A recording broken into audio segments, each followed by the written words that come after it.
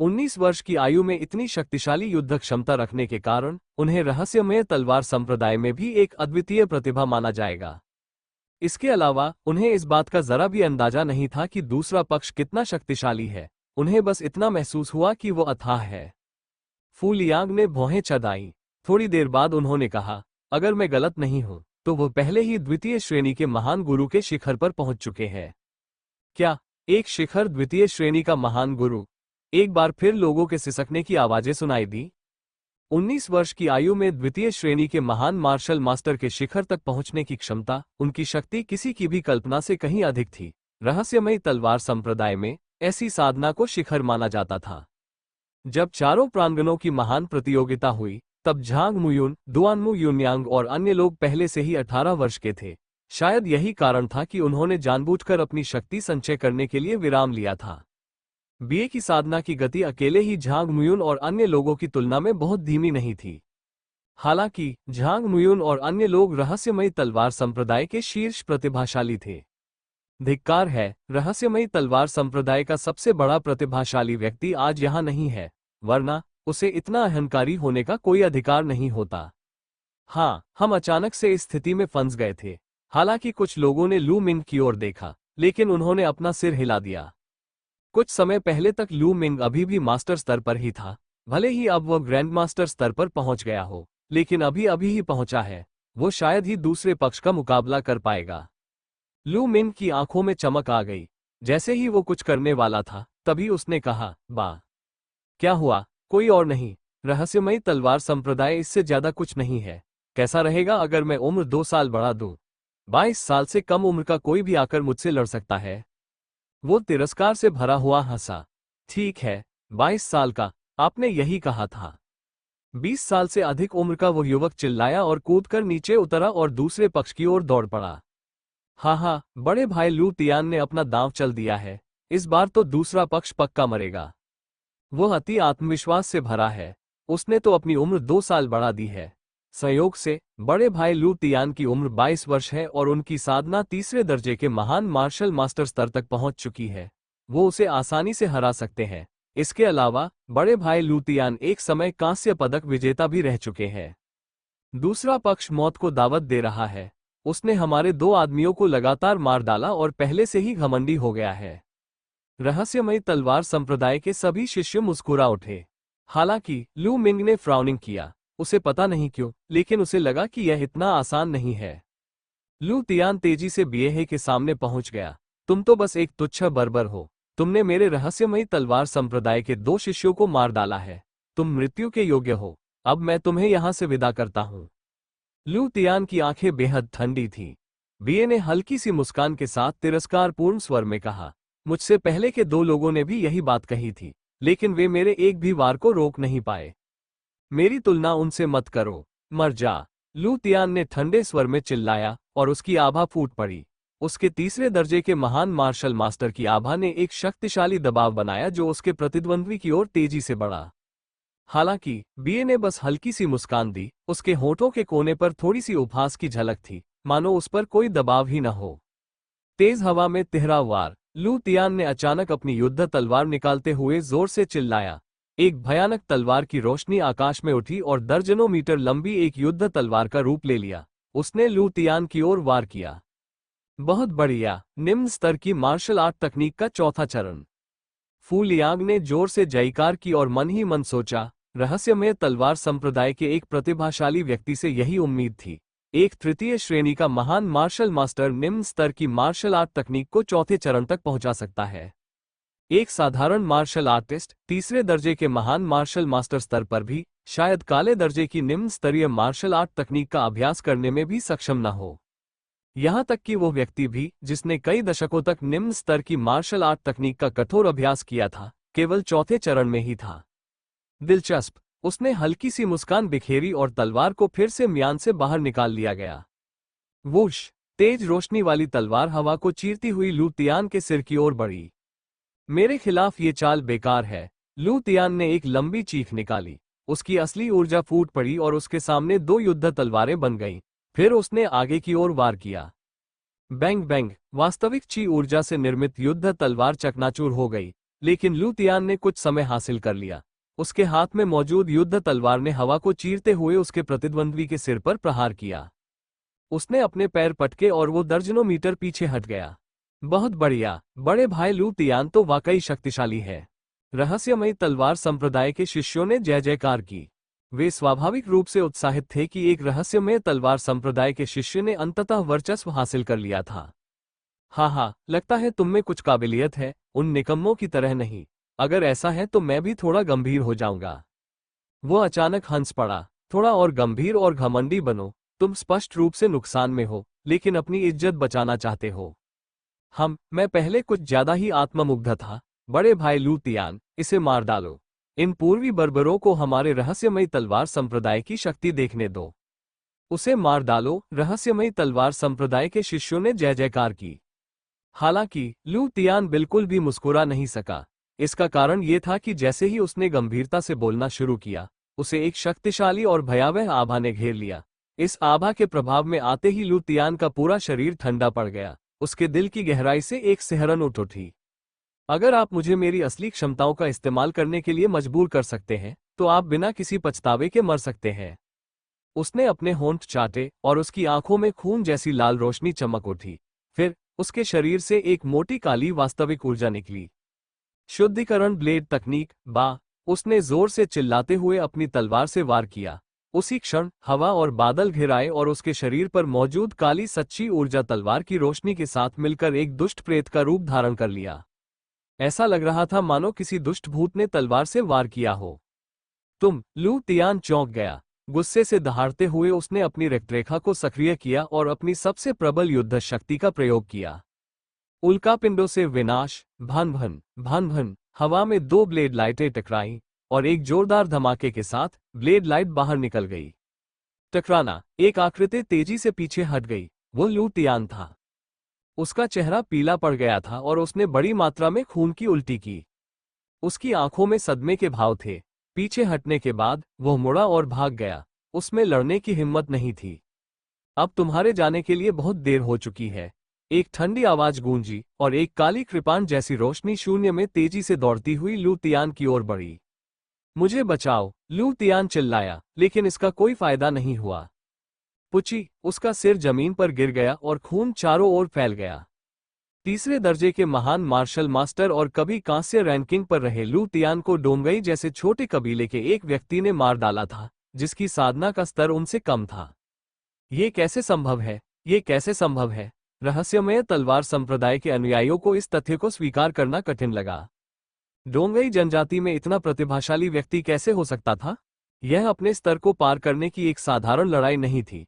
ये जानना आवश्यक था कि लू तियान स्वयं एक प्रतिभाशाली व्यक्ति था, उसी स्तर का विशेषज्ञ था, न कि कोई साधारण तृतीय श्रेणी का महान मार्शल मास्टर। लेकिन दूसरे पक्ष ने उसकी हत्या कर दी। विरोधी की साधना विधि बहुत ही विशेष है। ये डोंगई जनजाति की साधना विधि प्रतीत नहीं होती। फू लियांग ने अचानक कहा, क्या आप कह रहे हैं कि वो डोंगई जनजाति से नहीं है? एक रहस्यमय तलवार संप्रदाय के शिष्य ने पूछा। मुझे नहीं पता, शायद डोंगई लोगों का किसी से संयोगवश सामना हो गया हो। फू लियांग ने कहा, हाँ, क्या जीनियस है। ये सब बेकार है। क्या कोई और है जो मुझसे लड़ना चाहता है? उसका पूरा शरीर काली झेन ची से भरा हुआ था। उसकी आंखें बिजली की तरह चमक रही थी और उसकी आभा इंद्रधनुष की तरह थी। किसी ने कोई आवाज नहीं की। पहले तो मुझे लगा था कि रहस्यमयी तलवार संप्रदाय में कुछ असाधारण प्रतिभाएं होंगी, इसीलिए उन्होंने आयु सीमा तय की थी। अब लगता है कि इसकी कोई आवश्यकता ही नहीं थी। एक नन्हा सा प्रचंड सूर्य सम्राट। नहीं, रहस्यमयी तलवार संप्रदाय में कोई प्रतिभाशाली नहीं है। लू मिन के चेहरे के भाव बदल गए। बीए की बातों से उसे कुछ अंदाजा हो गया था। बाख ने स्पष्ट रूप से एक छोटा जलता हुआ सूर्य साम्राज्य कहा था, लेकिन इससे पहले कि वो अपनी बात पूरी कर पाते, वो वहां से चले गए।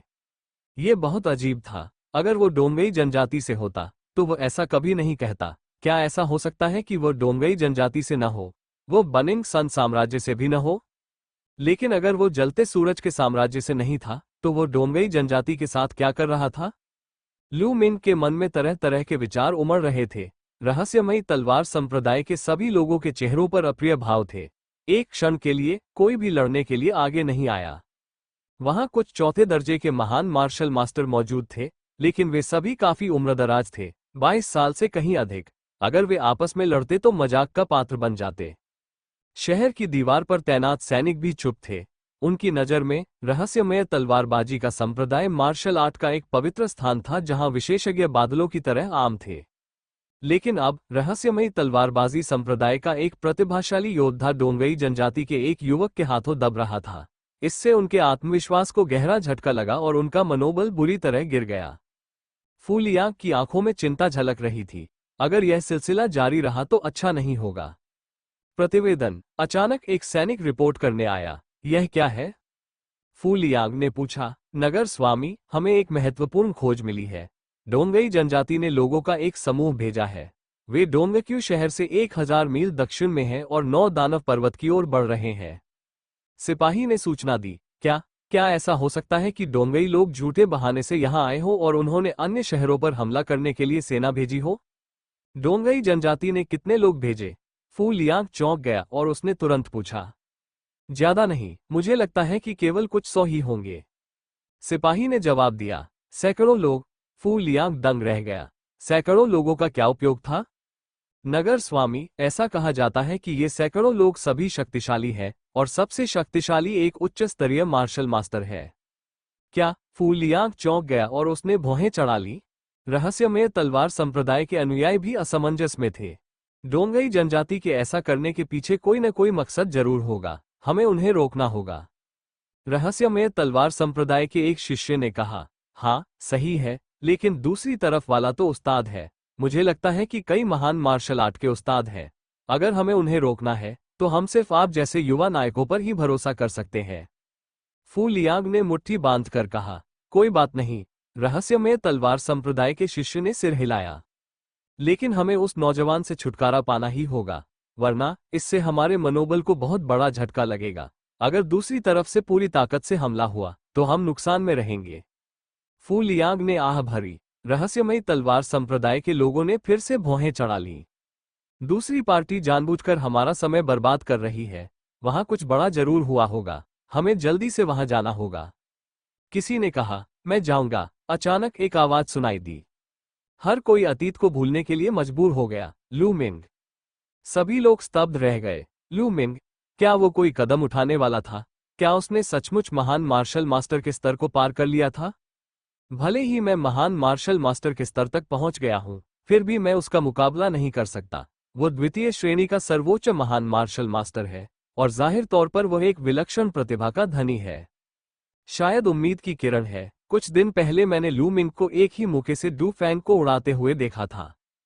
उसे कोशिश करने दो। जब रहस्यमयी तलवार संप्रदाय के शिष्यों ने देखा कि लू मिंग बोल रहा है तो वे आपस में फुसफुसाने लगे। लू मिंग ने उसकी बात अनसुनी कर आगे कदम बढ़ाया। बड़े भाई लू मिंग, सावधान रहें। पैंग शी ने पीछे से आवाज दी। लू मिंग मुस्कुराया और शहर की दीवार से कूद गया। रहस्यमयी तलवार संप्रदाय के शिष्यों में से एक की निगाहें लू मिंग पर गुस्से से टिकी हुई थीं। वो डू फैंग था। उस दिन उसे एक घूंसे से चोट लगी और वह हंसी का पात्र बन गया।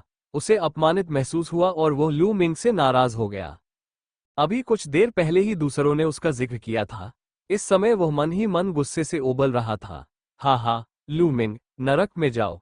तुम्हें क्या लगता है तुम कितने बुद्धिमान हो?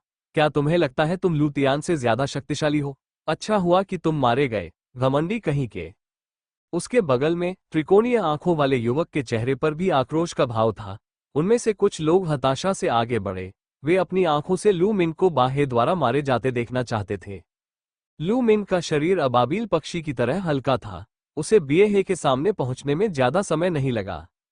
हाँ, मैंने बड़े वाले को पीट दिया और अब एक और छोटा आ गया है। बच्चे, चूंकि तुम यहां हो, मैं अपनी तलवार से तुम पर जरा भी रहम नहीं दिखाऊंगा।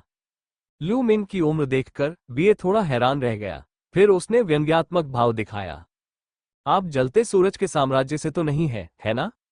लू मिंग ने सवाल का जवाब नहीं दिया, लेकिन बीए के चेहरे के भाव बदल गए। बोलो, तुम यहाँ क्या कर रहे हो?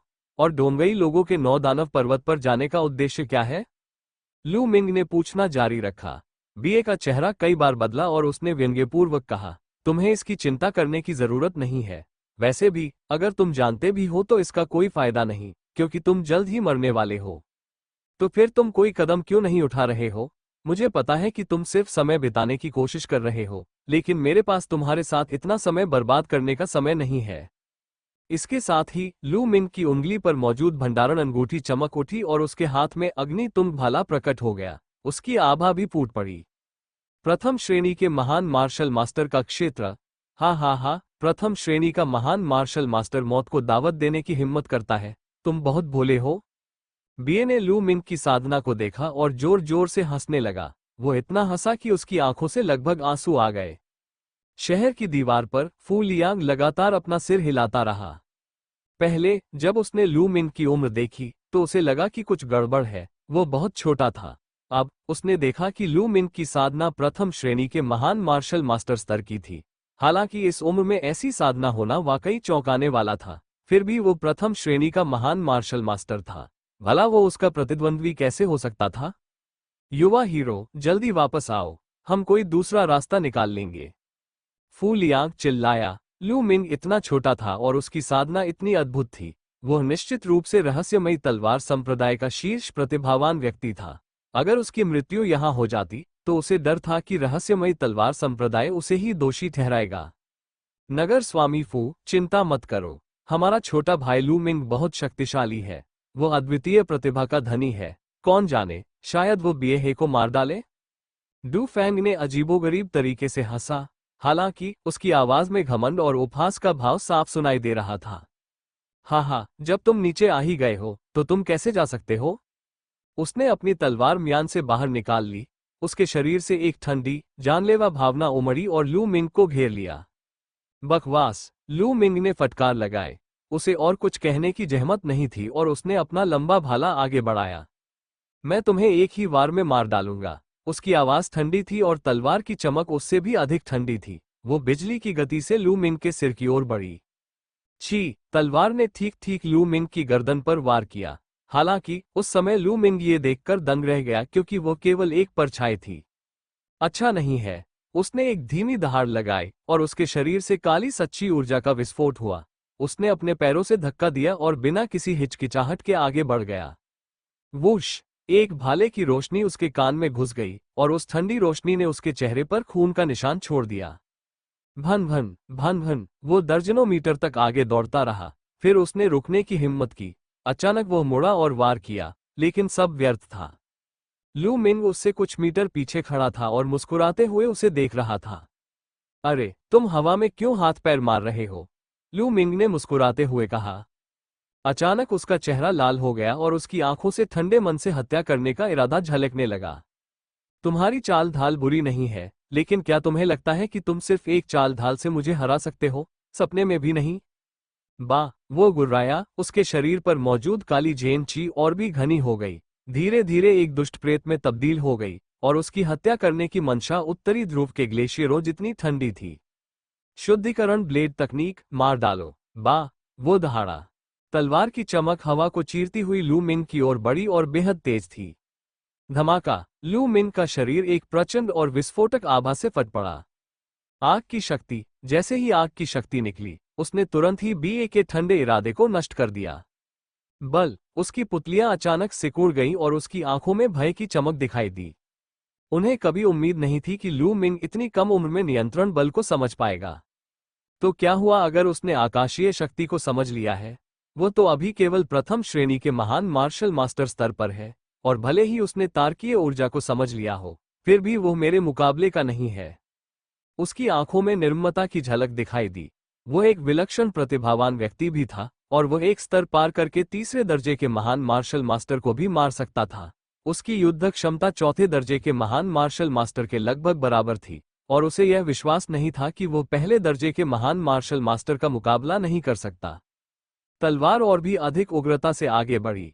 यह मेरी वर्तमान युद्ध क्षमता का परीक्षण करने का अच्छा समय है। पहाड़ पर हमला!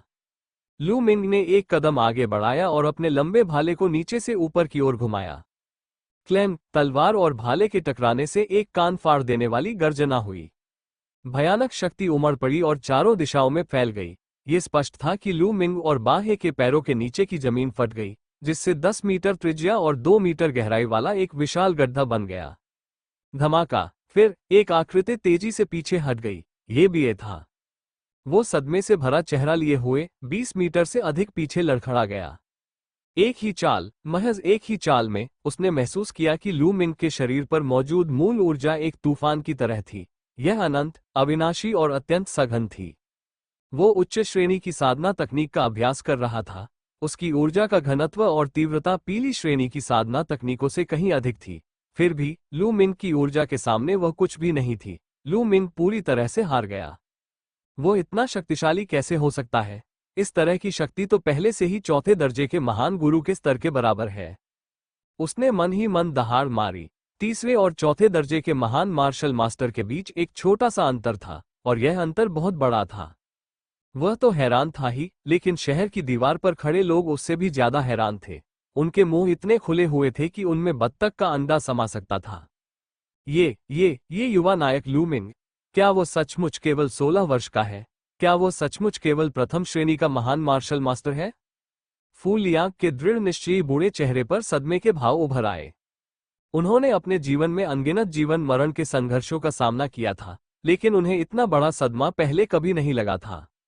नगर स्वामी फू, वैसे क्या हमारा छोटा भाई लू मिंग रहस्यमयी तलवार संप्रदाय में एक महान हस्ती नहीं है? उसने पिछले साल ही विद्यालय में प्रवेश लिया था और अपने पहले ही वर्ष में वह कांस्य पदक सूची में प्रथम स्थान पर आ गया है। वर्मिलियन बड हॉल के एक वरिष्ठ शिष्य ने गर्व भरे भाव से समझाया। वो पिछले साल शामिल हुआ था, अपने पहले ही साल में कांस्य पदक में प्रथम स्थान पर है। फू लियांग ने और भी ज्यादा हैरान होकर अपनी बात दोहराई। एक तरफ डू फैंग और त्रिकोणीय आंखों वाले युवक की आंखें फटी रह गईं। वे शहर की दीवार को घूर रहे थे और उन्हें लगा कि उनकी आंखों को धोखा हो रहा है। हा, पैंग शी मुस्कुराया। आप किस बात का इंतजार कर रहे हैं? आगे बढ़िए। लू मिंग हल्के से हंसा और बीए की ओर दौड़ पड़ा। शुद्धिकरण ब्लेड तकनीक, धरती पर ही शुद्धिकरण। वो क्रोध से दहाड़ा और अपनी पूरी ताकत से भड़क उठा। उसकी वंश परंपरा, क्षमता, सब कुछ भड़क उठा और वो लू मिंग की ओर दौड़ पड़ा। टूटा हुआ कवच, लंबा भाला बिजली की तरह तेजी से निकला। क्लैंग, वो फिर पीछे हट गया। धमाका।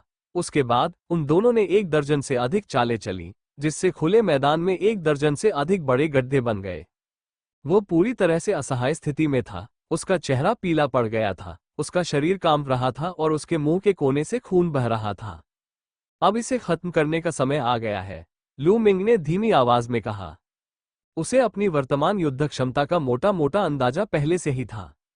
अगर उसने अपनी वंश परंपरा को सक्रिय नहीं किया तो वह शायद एक साधारण चौथे दर्जे के महान मार्शल मास्टर से लड़ सकता था। अगर उसने अपनी वंश परंपरा को सक्रिय कर लिया तो उसे मारना कोई मुश्किल काम नहीं होना चाहिए। महान मार्शल मास्टर के स्तर पर 3 स्तरों को पार करके प्रतिद्वंद्वी को मार गिराना बिल्कुल चौंकाने वाला था। धमाका, खून जैसे लाल रंग की एक तेज रोशनी चमकी और उसकी रक्त नलिका फट गई। लू मिंग की शक्ति में जबरदस्त वृद्धि हुई। वुश, लंबा भाला प्रकाश की किरण में बदल गया और यह पहले से कहीं अधिक तेज हो गया। पुची, लंबे भाले ने बाघ के दिल को भेद दिया। मैं, छोटा जलता हुआ सूर्य साम्राज्य। उसकी आंखें अविश्वास से चौड़ी हो गई थीं, फिर उसने सांस लेना बंद कर दिया। पुची, उसने लंबा भाला बाहर निकाला। भाले का ऊपरी भाग हिल गया और उसमें से खून की एक बूंद भी निकल आई। भाले की नोक पर खून की एक बूंद भी नहीं बची थी। उसकी हथेली से विनाशकारी शक्ति निकली और उसने उसके रक्त का सार ग्रहण कर लिया। फिर उसने उसे परिष्कृत करना शुरू किया। जब वो अपनी कला को निखार रहा था तब उसने डोंगई सेना की ओर देखा। उसने अपना भाला डोंगई सेना की ओर तान दिया और उसकी आवाज दूर से सुनाई दी, और कौन लड़ना चाहता है? बहुत ही शानदार। शहर की दीवारों पर हजारों सैनिकों ने दहाड़ लगाई। उनकी आवाजों से आकाश कांप उठा। दूर से ही डोंगई सेना में अफरा तफरी मच गई। फिर वे मुड़कर पीछे हट गए। डोंगई जनजाति पीछे हट गई और लू मिंग शहर की दीवार पर लौट आया। हीरो लू मिंग सचमुच एक अद्वितीय प्रतिभावान व्यक्ति है। मैंने उन्हें पहले कभी नहीं देखा। फू लियांग ने आह भरी। शहर के भगवान की प्रशंसा के लिए बहुत बहुत धन्यवाद। मैं बस भाग्यशाली था। लू मिंग ने विनम्रतापूर्वक कहा, चलो अपने आदमियों को संगठित करके 9 दानव पर्वत की ओर चलें। बिल्कुल सही। युवा नायकों, कौन जाने को तैयार है? शिविर में कुछ ऐसे प्रतिभाशाली लोग हैं जो आपको वहां जल्दी पहुंचा सकते हैं। फू लियांग ने पूछा, इस बार महान मार्शल मास्टर स्तर से ऊपर वाले लोग जाएंगे? और महान मार्शल मास्टर स्तर से नीचे वाले लोग यहाँ पहरा देने के लिए रहेंगे। एक चौथी श्रेणी के महान गुरु क्षेत्र के विशेषज्ञ ने कहा। सभी ने सहमति में सिर हिलाया, किसी को कोई आपत्ति नहीं थी। बहुत ही कम समय में डोंगक्यू शहर से 5 विशालकाय चीलें आकाश में उड़ गईं और 9 दानव पर्वत की ओर चल पड़ी। रहस्यमयी तलवार संप्रदाय के लगभग 100 महान मार्शल मास्टर शिष्यों में से अधिकांश जा चुके थे। लू मिंग स्वाभाविक रूप से उनमें से एक था। मध्य में स्थित सबसे बड़े उड़ते हुए बाज पर 5 चौथे दर्जे के महान मार्शल मास्टर विशेषज्ञ एकत्रित हुए थे। वे सभी रहस्यमयी तलवार संप्रदाय के चौथे दर्जे के महान मार्शल मास्टर थे। व्हाइट टाइगर हॉल में 2 थे, जबकि अन्य 3 हॉलों में एक एक था। बेशक लू मिंग उनमें से एक था। इस लड़ाई के बाद वे लू मिंग को चौथे दर्जे का ग्रैंडमास्टर मान चुके थे। लू मिंग सहित 5 चौथे दर्जे के ग्रैंडमास्टर क्षेत्र के साधक चर्चा करने के लिए एकत्रित हुए। सभी से मेरा सुझाव है कि हम सभी को बाहरी ताकतों के खिलाफ एकजुट होना चाहिए। फिलहाल चारों महान अकादमियों के बीच की दुश्मनी को एक तरफ रख दें। आप क्या सोचते हैं? वर्मिलियन बड हॉल के चौथे ग्रेड के ग्रैंडमास्टर क्षेत्र के विशेषज्ञ, जिनकी उम्र लगभग 25 वर्ष थी, ने ये सुझाव दिया। मुझे कोई आपत्ति नहीं है, मेरे पास भी कुछ नहीं है। एजियो ड्रैगन हॉल और ओनेक्स टोरिटोइस हॉल के चौथे दर्जे के महान मार्शल मास्टर क्षेत्र के विशेषज्ञों ने सिर हिलाया। व्हाइट टाइगर हॉल के 2 चौथे दर्जे के महान मार्शल मास्टर विशेषज्ञों ने लू मिंग की ओर देखा और एक दूसरे को देखकर सहमति जताई। फिर उन्होंने सिर हिलाकर कहा, हमें भी कोई आपत्ति नहीं है। मेरे पास भी कुछ नहीं है। लू मिंग ने मुस्कुराते हुए सिर हिलाया। उसे कोई आपत्ति नहीं थी। अगर व्हाइट टाइगर हॉल के लोग उसे निशाना बनाना चाहते थे तो उन्हें करारा सबक सिखाने में उसे कोई हिचक नहीं थी।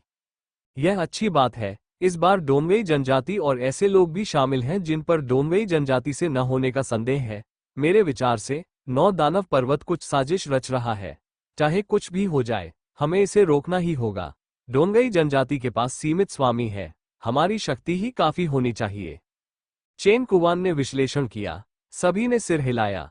आसमान में उड़ता हुआ चील सीटी बजाता हुआ हवा में आगे बढ़ा और जल्द ही अपने गंतव्य पर पहुंच गया। बहुत जल्दी ही 9 दानव पर्वत नजर आने लगे। 9 दानव पर्वत 3000 मीटर से भी अधिक ऊंचा था। यह विचित्र चट्टानों से ढका हुआ था और उनमें से 9 विशाल चट्टानें थीं, जिनमें से प्रत्येक 50 से 60 मीटर ऊंची थी और दानव पशु के आकार की थी। इसीलिए इसे 9 दानव पर्वत कहा जाता था। इस समय बाघ के आकार की एक विशाल चट्टान के नीचे 200 से अधिक लोग एकत्रित थे। वहां पुरुष और महिलाएं दोनों मौजूद थे, जिनमें से अधिकांश मध्यम आयु वर्ग के पुरुष या महिलाएं थीं। पुरुष नग्न था और महिला पशु की खाल में लिपटी हुई थी। एक नज़र में ही कोई बता सकता था कि वे डोंगई जनजाति के थे। डोंगई समुदाय के कुछ बुजुर्ग बाघ के आकार के पत्थर के चारों ओर जमा होकर उस पर खून मल रहे थे। ये डोंगई लोग हैं, ये शिलालेख खुदवा रहे हैं, चेन कुवान चिल्लाया। आगे बढ़ो और उन्हें रोको। आह! तेज रफ्तार चील ने एक लंबी चीख निकाली और डोंगई लोगों की ओर झपटी। ये रहस्यमयी तलवार संप्रदाय के अनुयायी हैं। इन्हें मार डालो। हम इन्हें अपने पूर्वजों के खंडहरों को खोलने की महान योजना को बर्बाद नहीं करने दे सकते।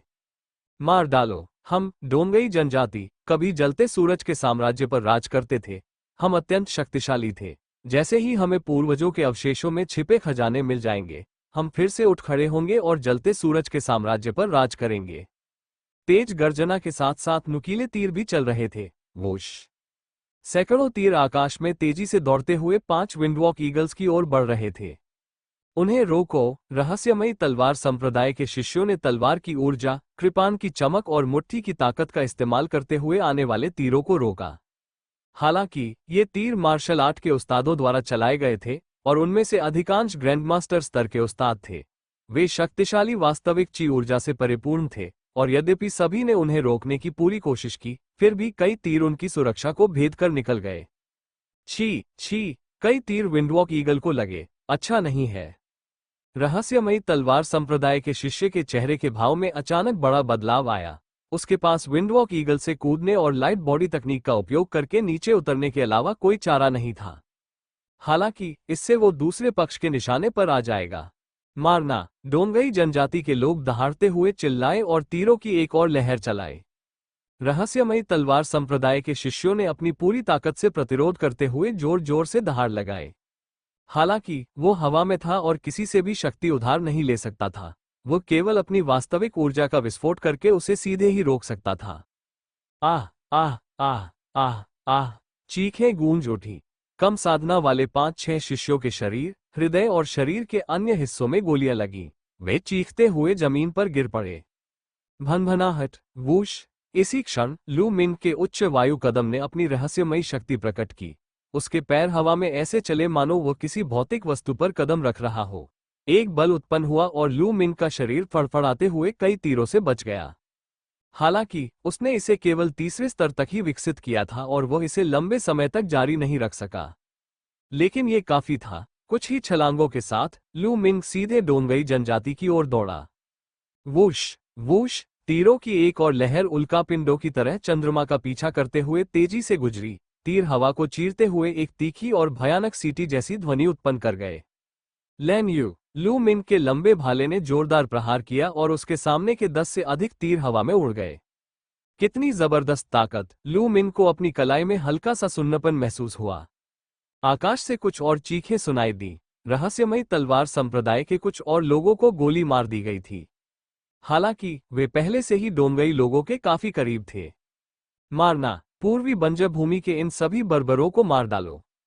रहस्यमयी तलवार संप्रदाय के शिष्यों ने गर्जना करते हुए शक्तिशाली हमले किए। डोंगई लोगों ने अपने धनुष और बाण एक तरफ रख दिए, अपनी तलवारें निकाली और एक हल्की सी रोशनी वाली तलवार चलाए। धमाका धमाका, कई धमाकों के साथ रहस्यमयी तलवार संप्रदाय के शिष्यों ने अपने गिरने की शक्ति का उपयोग करके अपने गिरने के बल को संतुलित किया। वे जमीन पर उतरे और डोंगई विशेषज्ञों से लड़ने लगे। उन्हें यह स्वीकार करना पड़ा कि डोंगई जनजाति ने इस बार काफी संख्या में शक्तिशाली साधकों को भेजा था। उनमें से कम 100 तो महान मार्शल मास्टर्स के स्तर के थे। अन्य लोग भी उच्च कोटि के मार्शल आर्ट के उस्ताद थे। हालांकि रहस्यमयी तलवार संप्रदाय के शिष्य आखिरकार एक विशाल संप्रदाय के अनुयायी थे। उनकी युद्ध क्षमता आम लोगों से कहीं अधिक थी। एक क्षण के लिए युद्ध गतिरोध में फंस गया। आप लोग थोड़ा रुकिए, पूर्वजों के खंडहर खुलने ही वाले हैं। एक पूर्वी बर्बर बूढ़े व्यक्ति ने चिल्लाकर कहा, मारना। दोनों पक्षों के बीच लड़ाई बेहद तीव्र थी। डोंगई जनजाति में 6 या 7 चौथे दर्जे के महान मार्शल मास्टर विशेषज्ञ थे। चेन कुवान और अन्य लोग पूरी तरह से उलझ गए थे। क्लैंग, लू मिंग के लंबे भाले ने जोरदार प्रहार किया और 7वीं श्रेणी के मास्टर स्तर और उससे ऊपर के 3 डोंगई पुरुष हवा में उड़ गए। उनकी हड्डियां टूट गईं और वे सांस नहीं ले पा रहे थे। छोटे बदमाश, तू मौत को दावत दे रहा है। डोंगई के रहने वाले 50 वर्षीय एक व्यक्ति ने लू मिंग पर चाकू से हमला किया।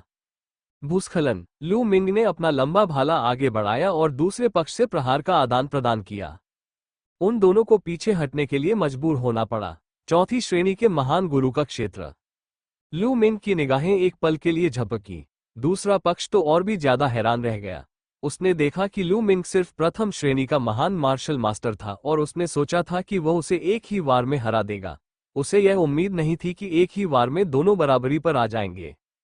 प्रतिभाशाली, रहस्यमयी तलवार संप्रदाय का अद्वितीय प्रतिभाशाली। अच्छा, ऐसे प्रतिभाशाली व्यक्ति को मारना रहस्यमयी तलवार संप्रदाय के हृदय को पीड़ा पहुंचाने के लिए काफी है।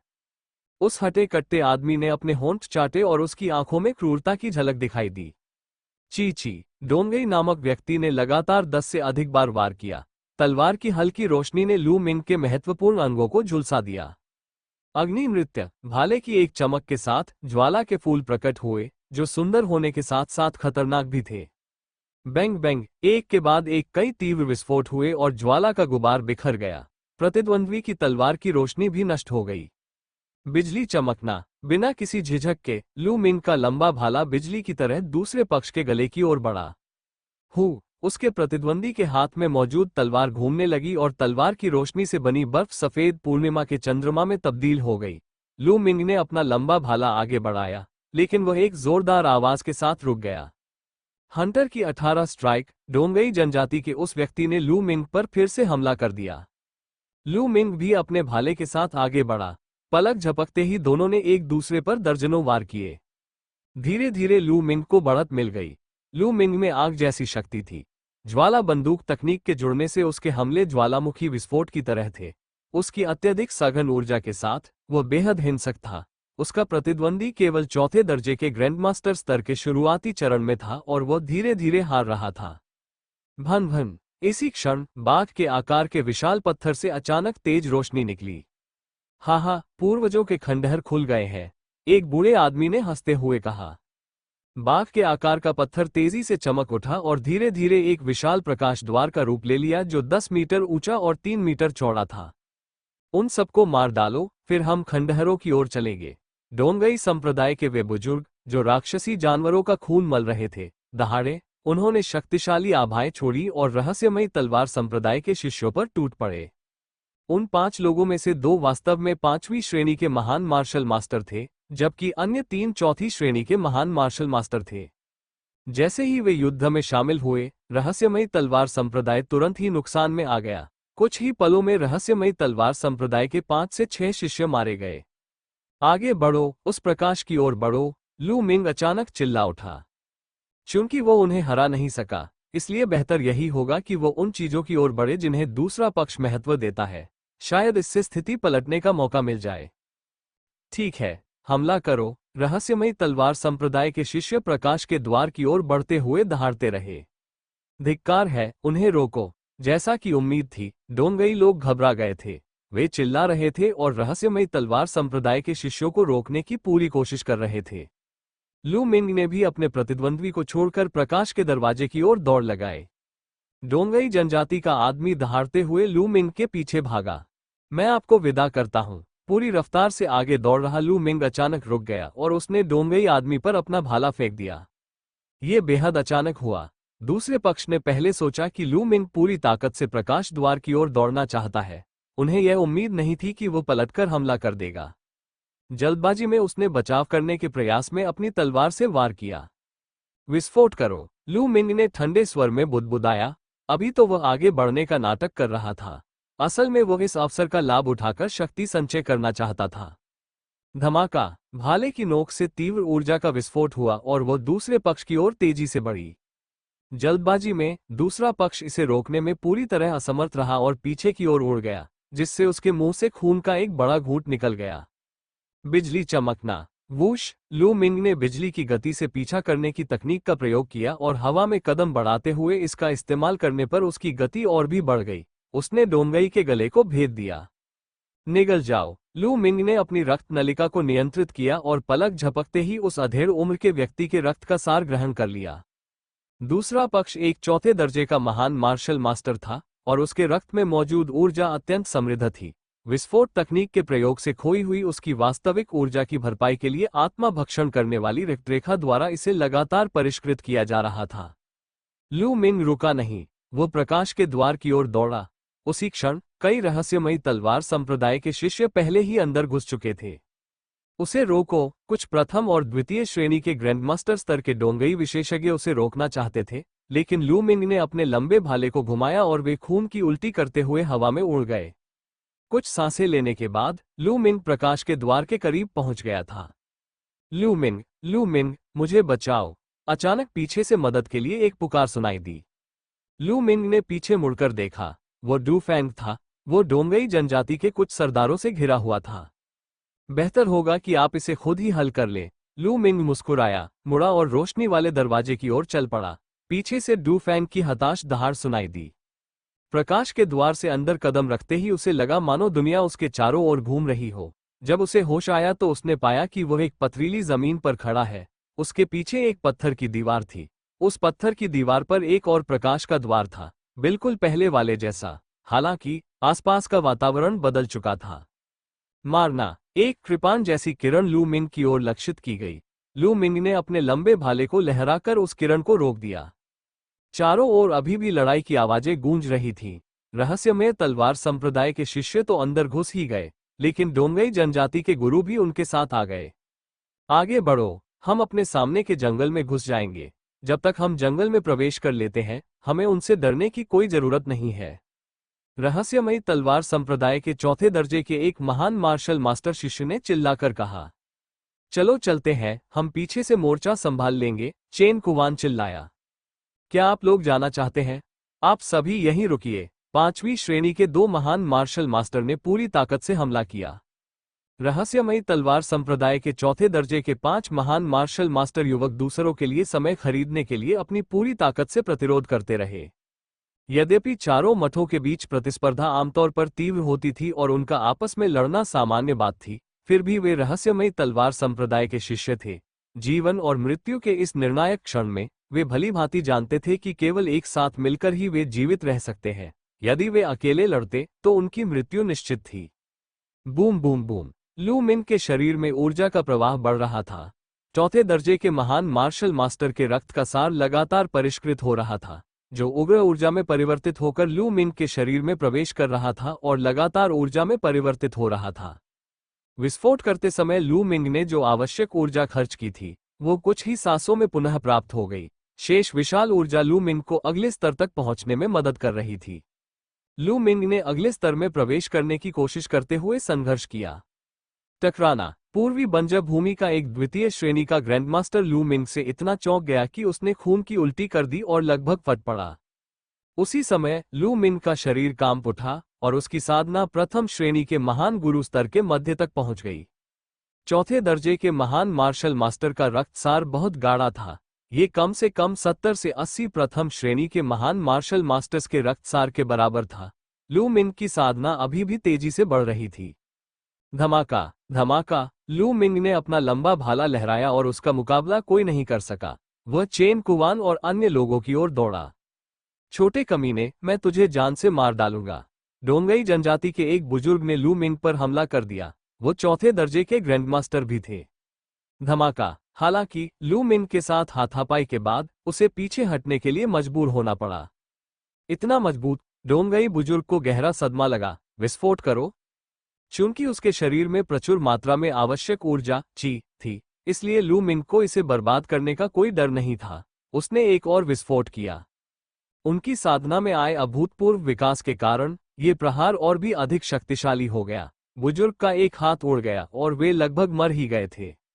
वो डर के मारे पीछे हटना चाहता था, लेकिन लू मिंग उससे तेज था। उसने अपने भाले से उस पर वार किया और साथ ही उसने अपनी रक्त नलिका को नियंत्रित करके उसके रक्त का सार सोख लिया। पहले उसे मार डालो।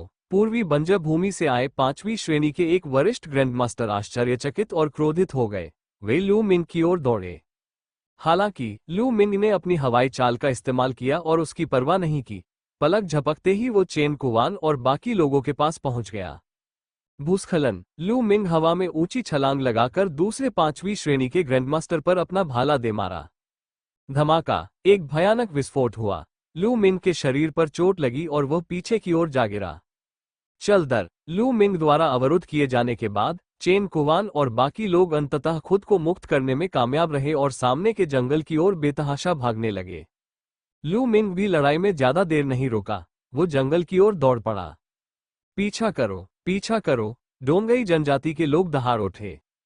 100 से अधिक लोग लू मिंग और समूह का पीछा करते रहे। महज 5 मिनट से कुछ अधिक समय में लू मिंग और बाकी लोग पहाड़ी जंगल में पहुंच गए थे। पर्वतीय वन में प्राचीन वृक्ष आकाश की ओर ऊंचे खड़े थे और पुरानी लताएं उन्हें घेरे हुए थीं। यह अतुलनीय रूप से घना था और यह एक प्राचीन वन का दृश्य था। रहस्यमयी तलवार संप्रदाय के बाकी शिष्य पहले ही अंदर आ चुके थे। लू मिंग और बाकी लोगों ने जरा भी संकोच नहीं किया। भन भन भन भन। घने जंगल में भागने से उन्हें अच्छी तरह छिपने का मौका मिलेगा और साथ ही दूसरा पक्ष उन्हें अच्छी तरह से घेर नहीं पाएगा। ग्रेनेड। डोंगई लोग जंगल के सामने रुक गए। रहस्यमयी तलवार संप्रदाय के शिष्यों की युद्ध क्षमता बेहद चौंकाने वाली थी और उनके पास कई तरह की तरकीबें थीं। अभी अभी 5वीं श्रेणी के 2 महान मार्शल मास्टर विशेषज्ञों ने कुछ अन्य चौथी श्रेणी के महान मार्शल मास्टर विशेषज्ञों के साथ मिलकर मोर्चा संभाला था, लेकिन वे वास्तव में 5 चौथी श्रेणी के महान मार्शल मास्टर युवकों को रोक नहीं पाए। वे उनमें से कुछ को ही घायल कर पाए थे। अंत में प्रथम श्रेणी के एक महान मार्शल मास्टर ने चतुर्थ श्रेणी के एक महान मार्शल मास्टर को मार डाला था। इससे वे बहुत भयभीत हो गए थे। ये कहा जा सकता है कि रहस्यमयी तलवार संप्रदाय की शक्ति उनसे कुछ कम नहीं थी। यदि वे जंगल में घुसते तो उन पर घात लगाकर हमला होने की पूरी संभावना थी। अभी उनकी परवाह न करें। आइए अपने पूर्वजों द्वारा छोड़े गए खजाने को खोजें और जितनी जल्दी हो सके इस जगह को छोड़ दें। हम तटीय पहाड़ों की गहराई में छिप जाएंगे। यहाँ तक कि रहस्यमयी तलवार संप्रदाय भी हमारा कुछ नहीं बिगाड़ पाएगा। 5वीं कक्षा के एक महान मार्शल मास्टर बुजुर्ग ने सुझाव दिया। ठीक है, चलिए ऐसा करते हैं। अपनी बातचीत के बाद वे वहां से चले गए और जंगल में और अंदर की ओर बढ़ गए। जंगल में लू मिंग और बाकी लोग तेज गति से दौड़ रहे थे। लगभग 10 मील दौड़ने के बाद वे रुक गए। ऐसा लगता है कि डोंगई लोग हमारे पीछे नहीं आए, चेन कुवान ने कहा। उसका चेहरा थोड़ा पीला पड़ गया था। स्पष्ट था कि वो अभी अभी हुई लड़ाई में घायल हो गया था। बाकी लोगों की हालत भी अच्छी नहीं थी, उन्हें भी कुछ चोटें आई थीं। आखिरकार दूसरी टीम के पास 5वीं श्रेणी के 2 महान मार्शल मास्टर थे। यह उनके लिए कुछ समय के लिए उन्हें रोक पाने के लिए काफी था। इस समय आसपास के रहस्यमय तलवार संप्रदाय के शिष्य धीरे धीरे इकट्ठा होने लगे। अंत में केवल 61 लोग ही बचे थे। जब वे पहुंचे तब वहां 102 लोग थे। अब कुल 41 लोग लापता थे। एक ही लड़ाई में उन्होंने वास्तव में 41 लोगों को खो दिया था। आखिरकार ये सभी रजत शिष्य और मार्शल ग्रैंडमास्टर विशेषज्ञ थे। रहस्यमयी तलवार संप्रदाय जैसे विशाल संप्रदाय के लिए भी 41 मार्शल ग्रैंडमास्टर विशेषज्ञों का नुकसान बहुत बड़ा था।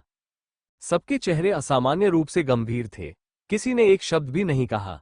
10 मिनट से अधिक इंतजार करने के बाद और ये देखकर कि डोंगई के लोग उनका पीछा नहीं कर रहे हैं, चेन कुवान और अन्य लोगों ने राहत की सांस ली। उन्हें आराम करने के लिए जगह मिल गई।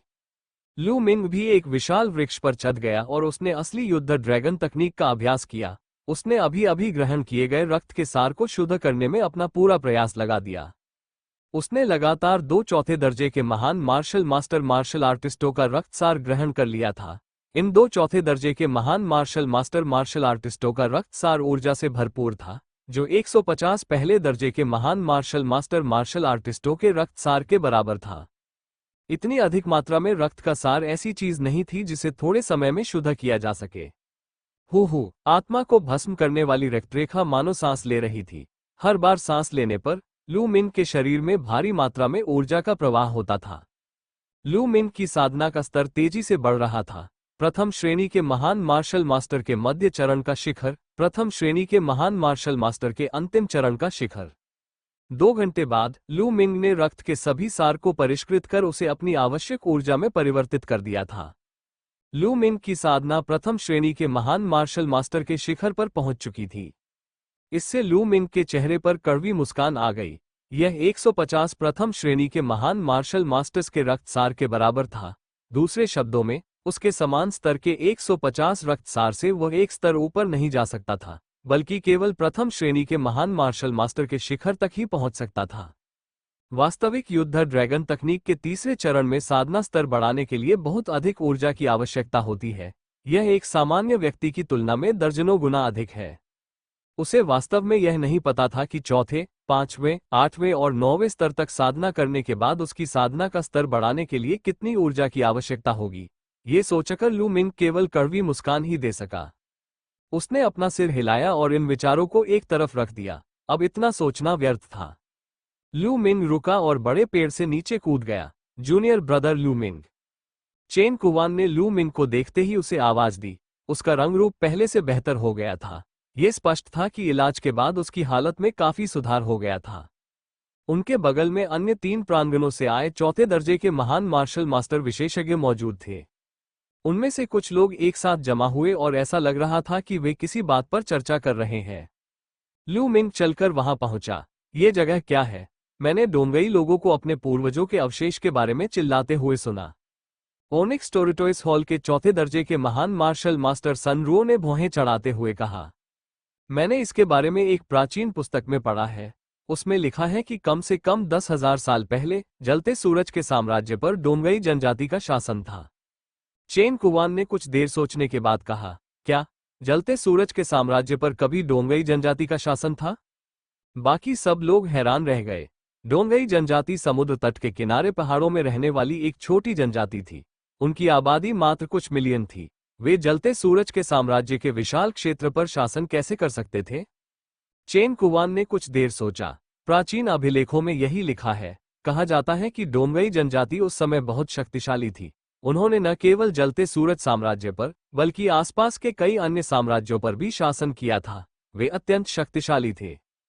उनमें से कुछ लोग बेहद हैरान थे। ये स्पष्ट था कि उन्होंने इस तरह की कहानी पहली बार सुनी थी। दुर्भाग्यवश अंततः वे बिखर गए। 10,000 वर्षों के बाद डोंगई जनजाति पूरी तरह से समाप्त हो गई और एक छोटी जनजाति बनकर रह गई। चेन कुवान ने आह भरी, कोई शक्ति कितनी भी शक्तिशाली क्यों न हो, वह समय के आक्रमण का सामना नहीं कर सकती और उसका पतन देर सवेर अवश्य ही होगा। ये डोंगई जनजाति द्वारा छोड़े गए खंडहर होने चाहिए। व्हाइट टाइगर हॉल के एक युवक की आंखें चमक उठी, बाकी सब एक जैसे थे। यह इलाका पहाड़ों, नदियों और जंगलों से भरा हुआ था। ये संभवतः एक छोटा विमान ही रहा होगा। यह अनुमान लगाना मुश्किल नहीं था कि इसे शायद डोंगई जनजाति ने छोड़ा होगा। डोंगई जनजाति इतनी शक्तिशाली थी, तो उस छोटे विमान में किस प्रकार के खजाने बचे होंगे? एक संयोगवश मुलाकात, उनमें से कुछ के दिल में दहाड़ उठी और उनकी आंखें चमक उठी। मेरे भाइयों, चूंकि डोंगई जनजाति ने हमारा पीछा नहीं किया है, इसलिए हम फिलहाल सुरक्षित हैं। मुझे लगता है कि हमें अलग अलग हो जाना चाहिए। व्हाइट टाइगर हॉल के एक युवक ने सुझाव दिया। मैं सहमत हूं। एजियो ड्रैगन हॉल के युवा विशेषज्ञ ने भी इस बात से सहमति जताई। यदि सभी लोग मिलकर काम करें, तो वे अपने सामने आने वाले अवसरों और खजानों को कैसे आपस में बांटेंगे? स्वाभाविक रूप से सभी की अपनी अपनी योजनाएं थीं। ठीक है, तो ये तय हो गया। अंततः उन्होंने अलग होने और अपने अपने अवसरों की तलाश करने का फैसला किया। भनभनाहट, वूश, जल्द ही चारों हॉल के शिष्यों ने अपनी अपनी दिशाएं चुन ली और जंगल में गायब हो गए। छोटे भाई लू मिंग, क्या आप हमारे साथ जुड़ना चाहते हैं? चेन कुवान ने लू मिंग की ओर देखा। लू मिंग ने सिर हिलाया और मुस्कुराया, कोई बात नहीं, मैं अकेला ही चला जाऊंगा। तो अपना ख्याल रखना, छोटे भाई लू। चेन कुवान ने मुट्ठी बांधी और कुछ लोगों के साथ वहां से चले गए। बहुत जल्द केवल लू मिंग ही बचा था। लू मिंग ने कुछ देर सोचा, फिर वह उठा और जंगल से बाहर निकल गया। जल्द ही वो जंगल से बाहर आ गया। उसने जमीन पर बने पदचिन्हों पर नजर डाली और उस दिशा में चल पड़ा जिधर डोंगई जनजाति गई थी। क्योंकि यह डोंगई जनजाति के पूर्वजों द्वारा छोड़ी गई एक धरोहर थी, इसलिए वे इसके बारे में बहुत कुछ जानते होंगे। इधर उधर भटकने के बजाय डोंगई लोगों का पीछा करना और उनसे आधा सामान लूट लेना बेहतर था। लू मिंग ने ऊंची ऊंची सीढ़ियों का इस्तेमाल किया और उसकी आकृति हवा के झोंके की तरह तेजी से गुजरी। उसकी गति बेजोड़ थी। एक समतल वास्तव में एक संसार था, लेकिन इस संसार में स्वर्ग और पृथ्वी के नियम अपूर्ण और अधूरे थे। इसमें हर प्रकार की खामियां थीं और इसका क्षेत्रफल बहुत बड़ा नहीं था, इसलिए इसे समतल कहा जाता था। एक समतल भूमि को उसके क्षेत्रफल के अनुसार छोटे, मध्यम और बड़े समतल भूमियों में विभाजित किया गया था। फिलहाल यह आयाम केवल एक छोटा सा आयाम था। हालांकि इसका छोटा आकार केवल उस विशाल निर्जन महाद्वीप के सापेक्ष ही था। वास्तव में यह मैदान कुछ हजार मील से कम चौड़ा नहीं था। लू मिंग हजारों मील तक दौड़ता रहा, तब जाकर उसे कुछ हलचल सुनाई दी। आगे से युद्ध की आवाजें सुनाई दे रही थी। लू मिंग बिल्कुल नहीं रुका, वह आवाज की दिशा में आगे बढ़ गया। कुछ समय बाद ही लू मिंग के सामने एक जर्जर महल दिखाई दिया। ये देखा जा सकता था कि महल बहुत विशाल था और एक बड़े क्षेत्र में फैला हुआ था। हालांकि समय के साथ इसमें आए बदलावों के कारण यह अब बहुत जर्जर नहीं था। इसके कई हिस्से ढह चुके थे। इस समय महल के प्रवेश द्वार पर भीषण लड़ाई चल रही थी। 1 दर्जन डोंगई लोग 8 जानवरों से लड़ रहे थे। लू मिंग एक नज़र में ही समझ गया कि डोंगई परिवार के सभी लोग मार्शल आर्ट के ग्रैंडमास्टर थे। उनमें से 2 चौथे दर्जे के और 4 तीसरे दर्जे के ग्रैंडमास्टर थे। हालांकि इतने सारे विशेषज्ञों के बावजूद उन्हें 8 राक्षसी जानवरों के खिलाफ मामूली बढ़त ही हासिल थी। ऐसा इसलिए था क्योंकि वे 8 राक्षसी जीव सामान्य नहीं थे। उन 8 राक्षसी जानवरों के शरीर से खाल उतर गई थी, जिससे उनकी पतली लेकिन धातु जैसी मांसपेशियां दिखाई दे रही थीं। हर राक्षसी जानवर की आंखें खून से लाल थीं। वे धीमी आवाज में गुर्राए और अपनी जान की परवाह किए बिना डोंगई विशेषज्ञों पर टूट पड़े। कभी कभी जब डोंगई लोगों के ब्लेड जानवरों के शरीर पर वार करते थे, तो धातु के टकराने जैसी आवाजें आती थीं। ये हमारे पूर्वजों द्वारा निर्मित राक्षसी लाशें और राक्षसी कठपुतलियां हैं। इन्हें मृत्यु का भय नहीं है, ये केवल आक्रमण करना जानते हैं। इनके शरीर लोहे के समान कठोर और अभेद्य है। इनकी आंखें ही इनकी एकमात्र कमजोरी है। इनकी आंखों पर आक्रमण करो। डोंगई जनजाति के एक बुजुर्ग ने चिल्लाकर कहा, मारना, मारना। 2 चतुर्थ श्रेणी के महान मार्शल मास्टर क्षेत्र के बुजुर्गों के नेतृत्व में 1 दर्जन डोंगई विशेषज्ञों ने अपनी पूरी ताकत से 8 राक्षसी शवों की आंखों पर हमला किया। गर्जन। कुछ ही समय बाद एक राक्षसी जानवर की आंखें चकनाचूर हो गईं। उसने एक जोरदार दहाड़ मारी और नीचे गिर गया। उन्होंने एक रास्ता खोज लिया। 12 डोंगई योद्धाओं ने मिलकर काम किया और जल्द ही एक एक करके 8 राक्षसों को हरा दिया। चलिए अंदर चलते हैं। अगर मैं गलत नहीं हूं तो यह कोई महत्वपूर्ण स्थान होना चाहिए। एक पूर्वी बर्बर बूढ़े व्यक्ति ने उत्तेजित होकर चिल्लाया। 10 से अधिक डोंगई लोग उत्साह से गुफा में घुस गए। डोंगई जनजाति के चले जाने के बाद लू मिंग प्रकट हुआ और उनके पीछे महल में चला गया। लू मिंग के कदमों की आहट बिना किसी आवाज के जमीन पर पड़ी। वो डोंगई लोगों से 10 मीटर से अधिक पीछे पीछे चला और अपनी सांस रोक ली। दूसरे पक्ष ने उसे बिल्कुल भी नोटिस नहीं किया। कई आंगनों से गुजरने के बाद वे बीच में स्थित एक विशाल हॉल में पहुंचे। दूर से ही वो हॉल का दरवाजा खुला देख सकता था, जिससे हॉल में मौजूद किताबों की अलमारियां दिखाई दे रही थीं। हाँ, ये तो पुस्तकालय है। यहाँ जरूर कुछ गुप्त पुस्तकें होंगी। ये तो कमाल है। डोंगई जनजाति के पुनरुद्धार की उम्मीद जगी है।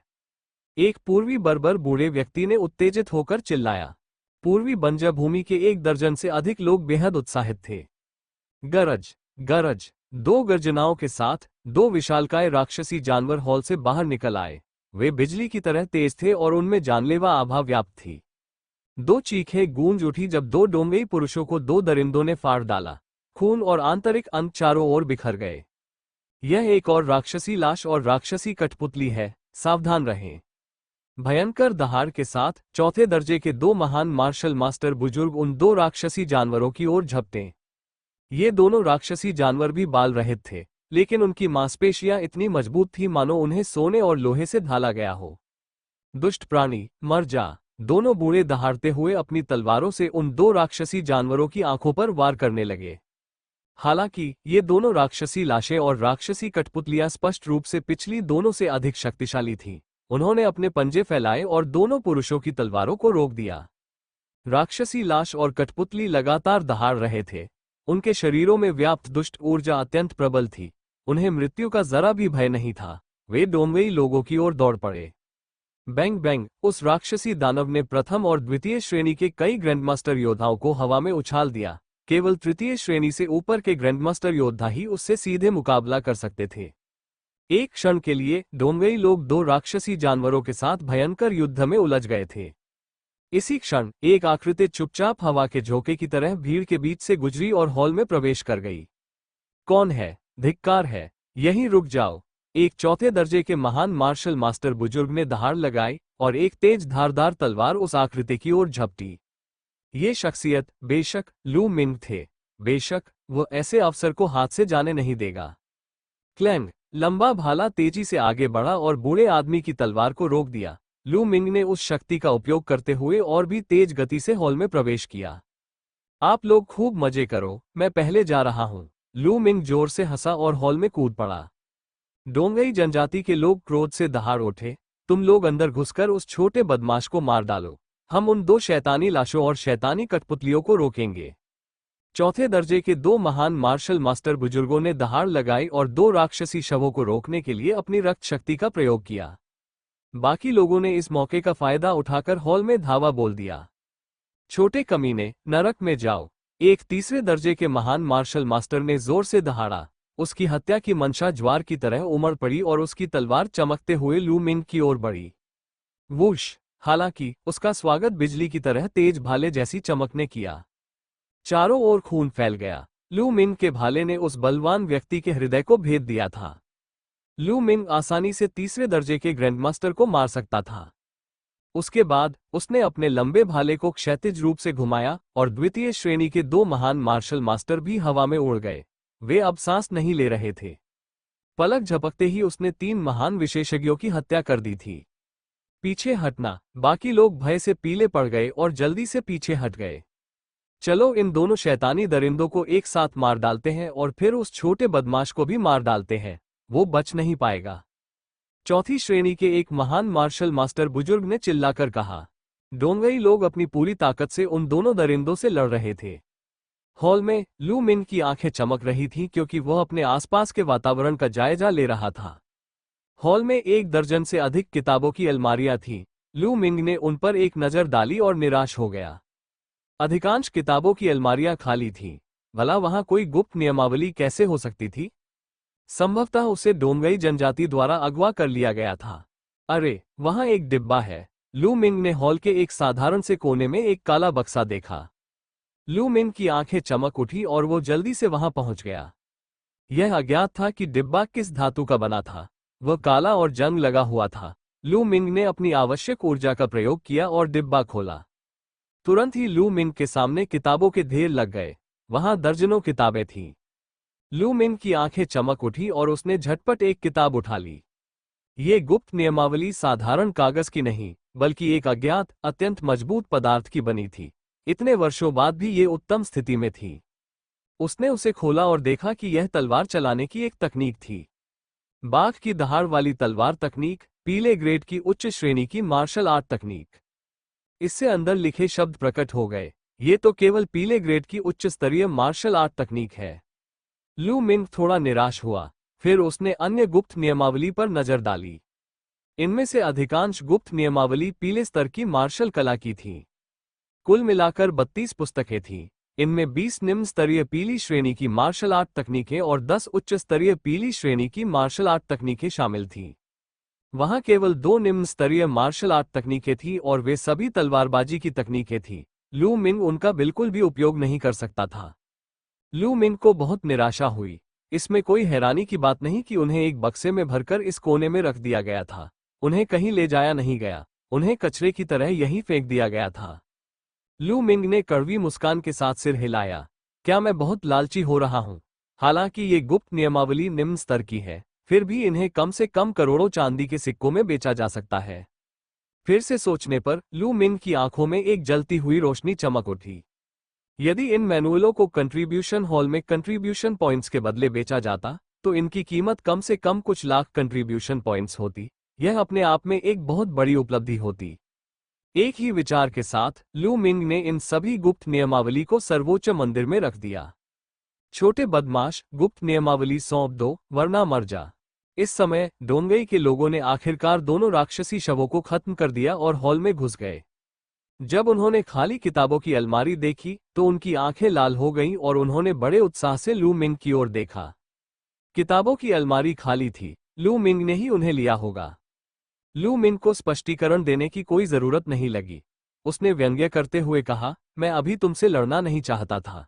क्या तुम्हें सच में लगता है कि मैं तुमसे डरता हूं? टकराना। लू मिंग ने एक कदम आगे बढ़ाया और हवा की तरह डोंगई लोगों की ओर दौड़ पड़ा। उसे मार डालो। डोंगई जनजाति ने दहाड़ लगाई और लू मिंग पर हमला कर दिया। 2 चौथे दर्जे के महान मार्शल मास्टर विशेषज्ञों के नेतृत्व में उन 10 लोगों ने मिलकर काम किया और उनकी शक्ति आश्चर्यजनक थी। लू मिंग का शरीर हिला और वह आगे की ओर हट गया। पलक झपकते ही वो बगल में प्रकट हो गया। अग्नि नृत्य। अग्नि के फूल प्रकट हुए। जब तक अग्नि के फूल गायब हुए तब तक 3 डोंगई योद्धा मारे जा चुके थे। उनके गले भाले से भेद दिए गए थे।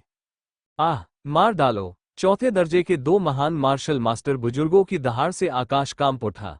उनकी तलवारों की चमक आसमान में उठी और सीधे मुख्य हॉल की छत को उड़ा ले गई। मलबा चारों ओर उड़ गया और वह सब लू मिंग की ओर जा गिरा। लू मिंग के लंबे भाले ने जोरदार प्रहार किया और उसकी मूल ऊर्जा का विस्फोट हुआ। मलबा टुकड़ों में बिखर गया और हवा में उड़ गया।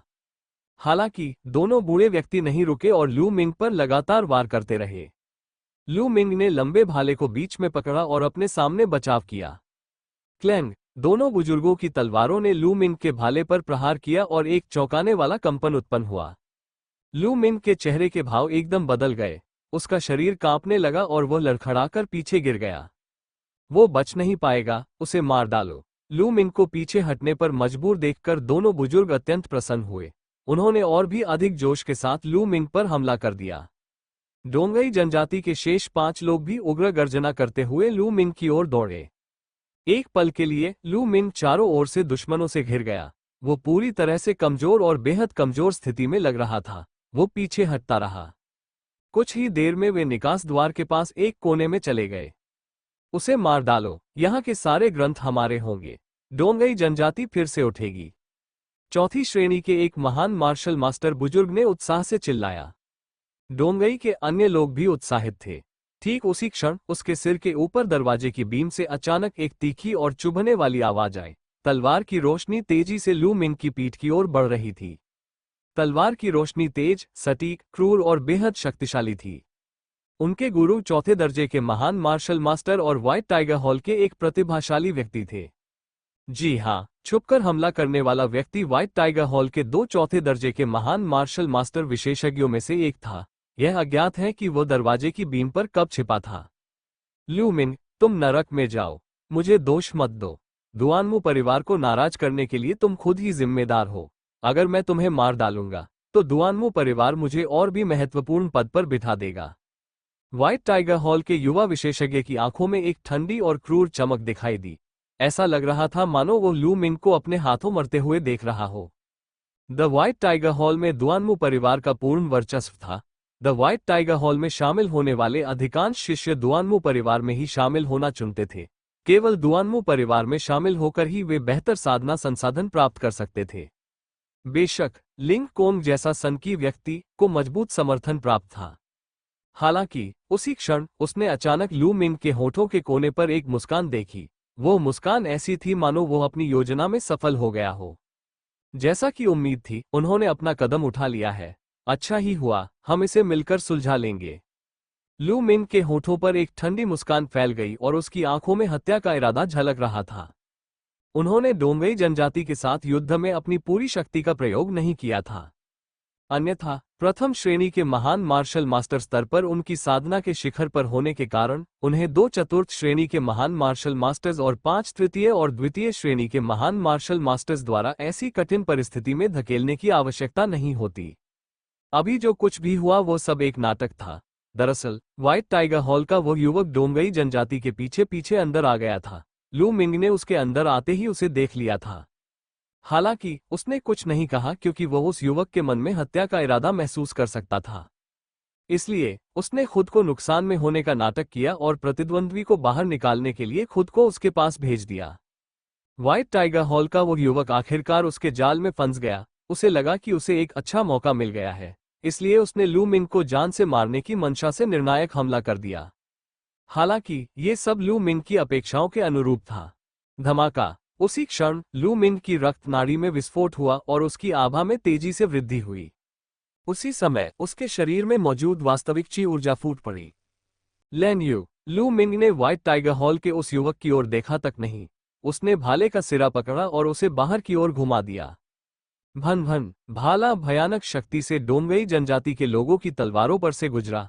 डोंगई जनजाति के सभी लोग स्तब्ध रह गए। वे कराहते हुए तेजी से पीछे हट गए। हालांकि लू मिंग का भाला रुका नहीं।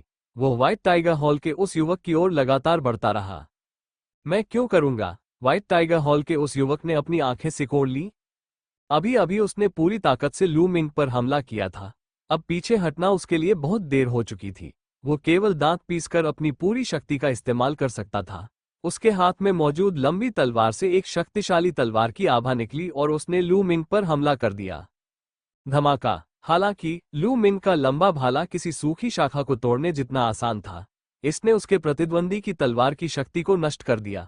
उसी समय भाला एक चाप में मुड़ा और व्हाइट टाइगर हॉल के उस युवक के शरीर पर जोर से जा गिरा।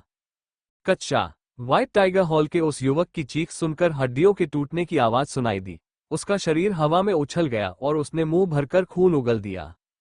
मारना! लू मिंग ने जमीन पर जोर से पैर पटका। उसका शरीर तेजी से घूम रहा था और वह पीछे की ओर गिर पड़ा।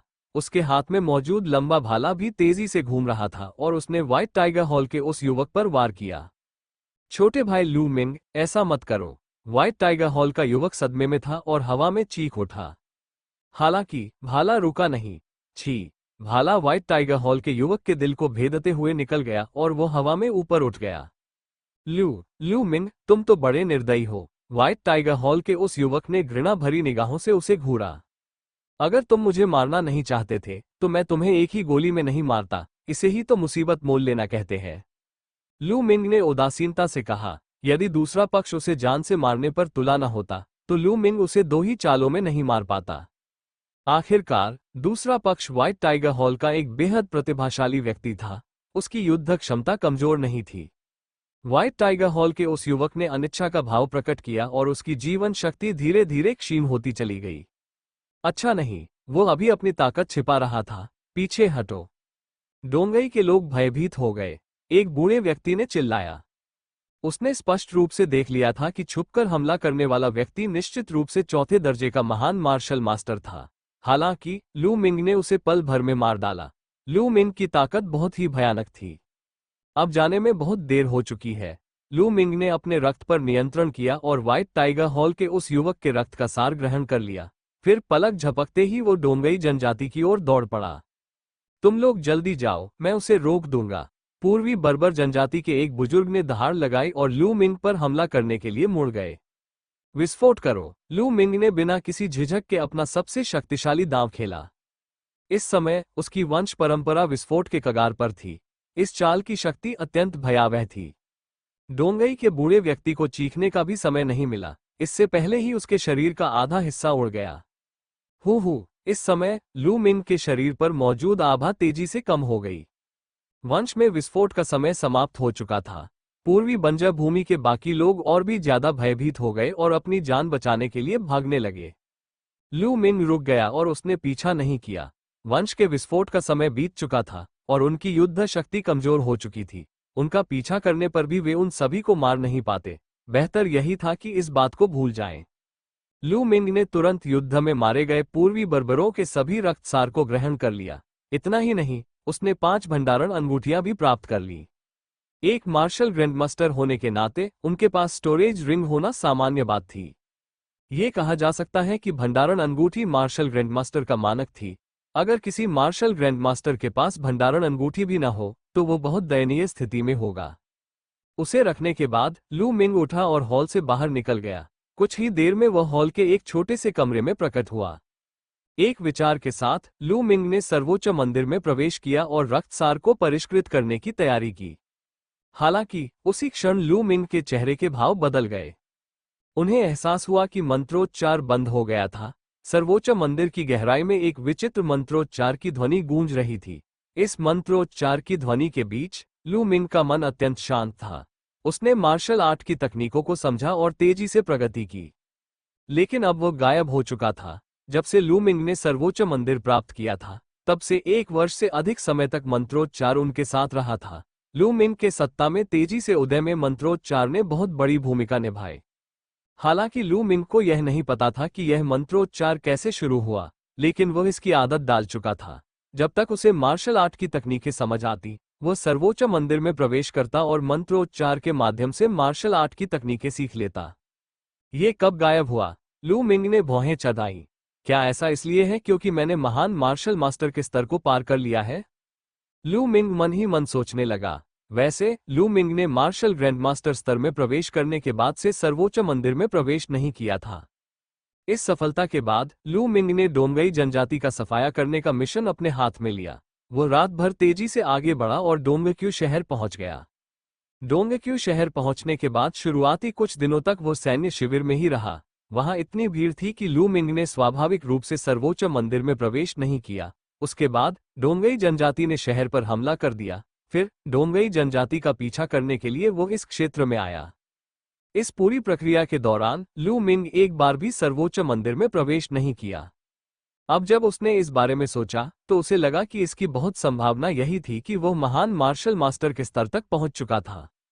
जैसा कि उम्मीद थी, ये फिर भी गायब हो गया। काफी देर बाद लू मिंग ने अपना सिर हिलाया और आह भरी।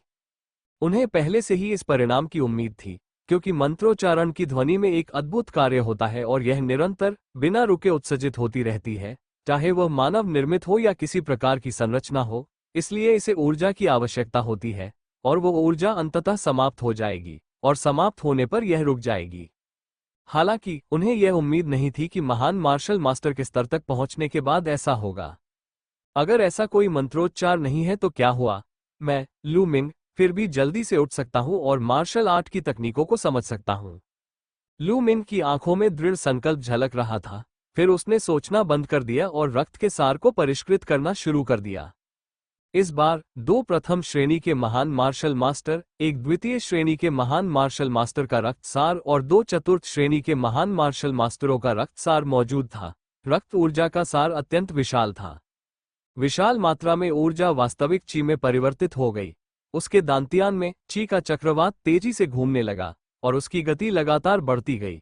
उसकी वास्तविक ची भी लगातार मजबूत होती गई। लू मिंग ने द्वितीय श्रेणी के महान मार्शल मास्टर बनने के लिए प्रयास करना शुरू कर दिया। 3 घंटे बाद अचानक लू मिंग के शरीर से एक तीव्र आभा निकली। हालांकि पलक झपकते ही वह आभा गायब हो गई और लू मिंग ने अपनी आंखें खोल दी। द्वितीय श्रेणी के महान गुरु क्षेत्र में सफलता, लू मिंग के चेहरे पर मुस्कान आ गई। 4 चतुर्थ श्रेणी के महान मार्शल मास्टर्स और कुछ द्वितीय और प्रथम श्रेणी के महान मार्शल मास्टर्स के रक्त सार का सेवन करने के बाद लू मिंग अंततः द्वितीय श्रेणी के महान मार्शल मास्टर के स्तर में प्रवेश कर गया। आवश्यक ऊर्जा की मात्रा वास्तव में भयावह थी। हालांकि लू मिंग की रक्त नस का स्तर नहीं बढ़ा, यह अभी भी 5वें स्तर पर ही था। उसकी वंश परंपरा का स्तर बढ़ाना दिन ब दिन कठिन होता जा रहा था। हालांकि जब तक वो सुधार कर सकता था, चाहे कितनी भी कठिनाई क्यों न हो, लू मिंग को विश्वास था कि वह लगातार सुधार करता रहेगा। अब जबकि मैं द्वितीय श्रेणी के ग्रैंडमास्टर स्तर पर पहुंच गया हूं, मुझे 5वीं श्रेणी के 2 ग्रैंडमास्टर वरिष्ठों से डरने की कोई जरूरत नहीं है। मैं तो उन्हें मार भी सकता हूं। लू मिंग ने आत्मविश्वास भरी मुस्कान दिखाई। चलिए देखते हैं कि उनके भंडारण छल्लों में क्या है।